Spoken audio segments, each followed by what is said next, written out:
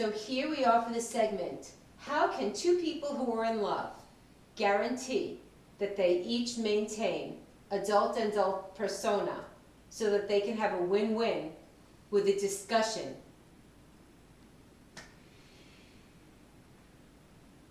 A key question, and it's a relatively straightforward and apparently simple question. The answer is way more complex. Well, first they can get a third party, well-educated, impartial mental health provider who's a professional person on their team. They can have their discussions in front of this well-educated, trained, certified, licensed mental health provider. That's one way. That's kind of the quick fix way. But on their own, what that mental health provider tries to teach them how to communicate effectively and stay in their adult persona.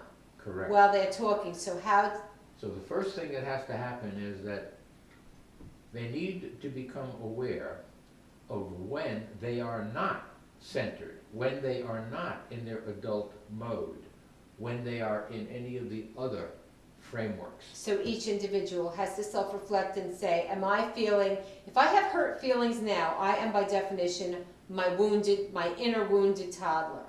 If I'm feeling in control of this situation right now, I am my adult.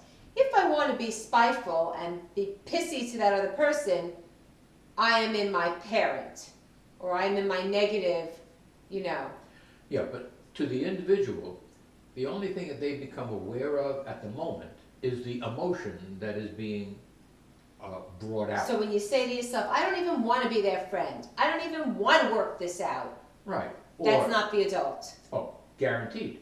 The moment you have heightened emotion, you are not in the adult. you are not centered. You are therefore, by definition, not able to impartially reflect upon. You once told me that people can pretend to be in their adult when they're really the toddler or really the parent. They masquerade as the adult. So they go, well, and they appear outwardly, but what they're thinking is, how can I piss that person off?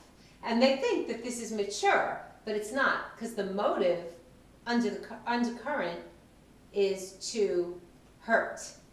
And therefore, the response to help the person who is in that framework get into their adult level framework is to ask questions, to inquire, to double check. For example,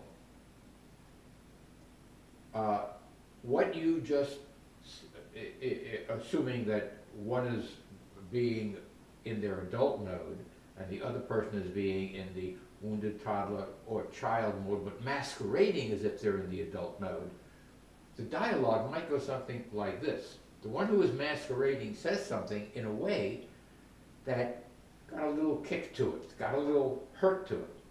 If someone receiving that is in their adult mode, they have to say, let me check you out.